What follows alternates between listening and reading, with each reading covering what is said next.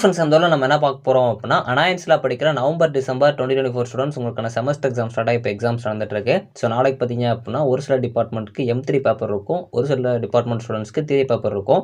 இதில் எப்படி நம்ம அதிக மார்க்ஸ் வாங்குறது அப்படிங்கிற சின்ன சின்ன டிப்ஸ் அண்ட் ட்ரிக்ஸ் சொல்ல போகிறேன். வீடியோ ஃபுல்லாக பாருங்கள். ஸோ இன்றைக்கி நைட்டு நீங்கள் இதை ஃபாலோ பண்ணீங்க அப்படின்னாலும் நாளைக்கு மத்தியானம் வரைக்கும் உங்களுக்கு டைம் இருக்குது. ஸோ இதெல்லாத்தையும் நீங்கள் ஃபாலோ பண்ணீங்க அப்படின்னா கண்டிப்பாக உங்களால் ஹை மார்க் எடுக்க முடியும். அதெல்லாம் என்ன அப்படிங்கிற பார்க்கலாம். ஸோ வாங்க வீடியோக்குலாம் போகலாம். ஓகே ஃப்ரெண்ட்ஸ், ஃபஸ்ட் எடுத்தானே பார்த்தீங்க அப்படின்னா அனாயன்ஸில் படிக்கிற நவம்பர் டிசம்பர் 2024 ஸ்டூடெண்ட்ஸ் உங்களுக்கான M3 பேப்பர் வந்து நாளைக்கு இருக்கும், டிஸ்கிரீட் மேத்தமெட்டிக்ஸ் பேப்பர். இந்த பேப்பர் பொறுத்த வரைக்கும் உங்களுக்கு இதுக்கு முன்னாடி இருந்தது வந்து 28ஆம் நடக்க வேண்டியிருந்தது, உங்களுக்கு நாளைக்கு வந்து வச்சிருக்காங்க. ஸோ இந்த எக்ஸாம் ஃபஸ்ட்டு எப்போ அப்படிங்கிற மாதிரி நிறைய பேர் கேட்டிங்க. ஸோ இது வந்து உங்களுக்கு மத்தியான எக்ஸாமு. ஸோ கரெக்டாக வந்து அதுக்கு பார்த்துக்கோங்க.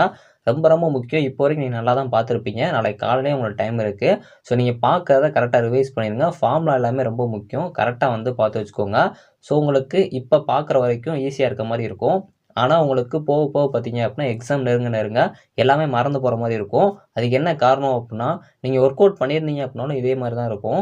ஸோ இது என்ன ரீசன் அப்படின்னா ஒன்றுமே இல்லை, உங்களுக்குள்ளே இருக்கிற ஒரு பயம் தான். ஸோ அதாவது வந்து நாளைக்கு கொஸ்டின் வந்து எப்படி கேட்பாங்க, இல்லை நம்ம பார்த்துருக்கதே டிஃப்ரெண்ட்டாக கேட்டுருவாங்களோ, இதுக்கு முன்னாடி நடந்த எல்லா M3 பேப்பருமே கஷ்டமாக கேட்டிருக்காங்க, அதனால் இந்த டைம் கேட்பாங்களோ அப்படின்னு சொல்லிட்டு தான். அப்போலாம் எதுவுமே நினைக்காதீங்க, பாசிட்டிவாகவே இருங்க. கொஸ்டின் மெஜாரிட்டியாக பார்த்தீங்க அப்படின்னா கொஞ்சம் மீடியமாக வரது தான் நிறைய சான்சஸ் இருக்குது. ஏன்னா இந்த டைம் எல்லாருக்குமே கொஞ்சம் அப்படி தான் கேட்டிருக்காங்க.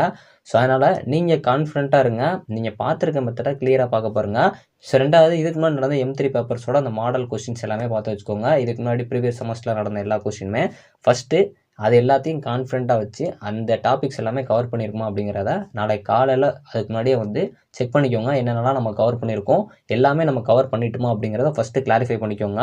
ரெண்டாவது பார்த்தீங்க அப்படின்னா உங்களுக்கு டைம் மேனேஜ்மெண்ட் ரொம்ப ரொம்ப முக்கியம். அது இப்போவே கரெக்டாக வந்து டிசைட் பண்ணிக்கோங்க, எந்த மாதிரிலாம் டைம் மேனேஜ் பண்ணோம் அப்படின்னு சொல்லிட்டு. தியரி பேப்பர் ஸ்டூடெண்ட்ஸ் இருந்தீங்க அப்படின்னா ரொம்ப ஈஸி தான் உங்களுக்கு.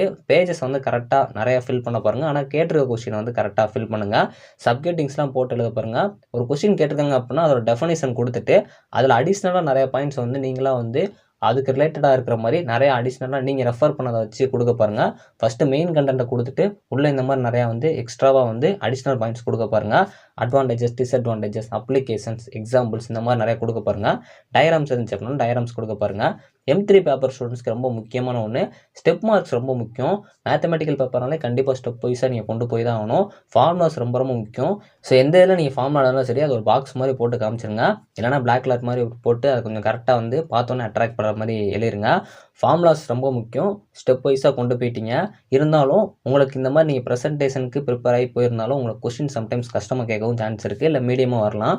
அப்படிங்கிறப்போ என்ன பண்ணணும் அப்படின்னா நீங்கள் கொஸ்டினை ஃபஸ்ட்டு நல்லா ரீட் பண்ணணும். மேக்ஸிமம் உங்களுக்கு ஒரு தெரியாத கொஸ்டின் இருந்தாலும் நல்லா ரீட் பண்ணீங்க அப்படின்னா நீங்கள் ஒர்க் அவுட் பண்ண வச்சு ரிலேட்டடாக உங்களுக்கு ஆன்சர் வர சான்ஸ் இருக்குது.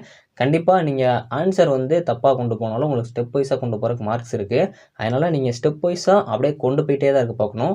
ஆன்சர் வருதோ இல்லையோ நம்ம முடிஞ்சளவு வந்து செய்யணும் அப்படிங்கிற ஃபஸ்ட் நீங்கள் யோசிச்சு வச்சுக்கணும்.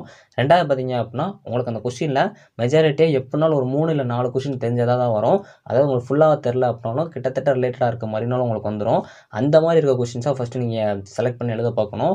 சப்போஸ் உங்களுக்கு கொஸ்டினில் ஒன்றுமே தெரியல, கொஸ்டினே கஷ்டமாக கேட்டிருக்காங்க அப்படின்னா நீங்கள் முடிஞ்சளவு பார்த்தீங்க அப்படின்னா எது வந்து உங்களுக்கு கொஞ்சமாச்சும் தெரியுமோ அதை ரிலேட்டடாக எழுத பார்க்கணும். ரெண்டாவது 15 மார்க் உங்களுக்கு நல்லா தெரியும் அப்படின்னா ஃபஸ்ட்டு எடுத்தோன்னே அதை எழுத பாருங்கள். ஏன்னா உங்களுக்கு 15 மார்க் அழகாக வந்து மார்க்ஸும் கொடுக்கும். அதுபோக நீங்கள் ஃபஸ்ட்டே எழுதிங்க அப்படின்னா அதில் மேக்ஸிமம் வந்து ஃபுல் மார்க்கில் அது கிட்டத்தட்ட மார்க்ஸ் வர்றதுக்கு நிறைய சான்ஸ் இருக்குது. ஸோ அதை ஃபஸ்ட்டு எழுத பாருங்கள். ரெண்டாவது, இப்போ உங்ககிட்ட ஒரு 2 பொருளை நான் கையில் கொடுக்குறேன். 2 கையிலுமே உங்ககிட்ட நான் ஒரு ஃபோன் கொடுக்குறேன். ஸோ 2யுமே உங்களால் ஒரே டைமில் ஆப்ரேட் பண்ண முடியுமா அப்படின்னா கண்டிப்பாக முடியாது. ஏதாவது ஒரு இதில் தான் நீங்கள் ஆப்ரேட் பண்ணுவீங்க. அதே மாதிரி தான் நெக்ஸ்ட்டு வரப்போகிற எக்ஸாம்ஸ் வந்து கஷ்டமாக இருக்க போகுது அப்படின்னு சொல்லிட்டு 2யும் ஒரே டயத்தில் வந்து ஹேண்டில் பண்ண பார்க்காதீங்க. இப்போ நம்மளுக்கு இருக்கிறது M3, அதாவது நாளைக்கு உங்களுக்கு என்ன எக்ஸாம் இருக்கோ அந்த எக்ஸாமில் மட்டும் ஃபஸ்ட்டு கான்சன்ட்ரேட் பண்ண பாருங்கள். இதே மாதிரி தான் உங்களோட கொஸ்டின் பேப்பரும் ஃபஸ்ட்டு நம்ம 13 மார்க் அட்டன் பண்ணணும், 15 மார்க் அட்டன் பண்ணணும், 2 மார்க் அட்டன் பண்ணணும் அப்படிங்கிற கன்ஃபியூஷனில் விட்டு அந்த கொஸ்டினில் நமக்கு என்ன தெரியுமோ அதை கரெக்டாக ப்ரெசென்ட் பண்ண பார்ப்போம் அப்படிங்கிற மாதிரி நினைக்க பாருங்கள். அதே மாதிரி ஃபுல் மார்க்ஸுமே கரெக்டாக அட்டன் பண்ண பாருங்கள். ஸோ எப்பயுமே உங்களுக்கு தெரியாத கொஸ்டின் கேட்டாலும் உங்ககிட்ட இருக்க கான்ஃபிடன்ஸ் நீங்கள் கரெக்டாக மார்க் வாங்குறதுக்கும் நிறைய சான்சஸ் இருக்குது. டைம்ஸ் தெரிஞ்ச கொஸ்டின் நிறைய கேட்டிருந்தாலும் உங்களுக்குள்ள இருக்க பதட்டத்தாலே நீங்கள் மார்க்ஸ் கம்மியாகிறதுக்கும் வாய்ப்பு இருக்குது. இது உங்களுக்கு எக்ஸ்பீரியன்ஸ் ஆயிருப்பீங்கன்னு நினைக்கிறேன். அதனால் எப்பயுமே செல்ஃப் மோட்டிவேஷன், செல்ஃப் கான்சன்ட்ரேஷன் ரொம்ப ரொம்ப முக்கியமான ஒன்று. ஸோ அதே மாதிரி ஒரு டெஸ்ட் மேட்ச் பார்த்தீங்க அப்படின்னா அங்கே வந்து மேக்ஸிமம் யாருமே வந்து 6 அடிக்க மாட்டாங்க. அடித்தாலும் 1-2 பால்ஸ் அடிச்சுட்டு அதுக்கப்புறம் எல்லாமே டாட் பால் தான் பண்ணுவாங்க.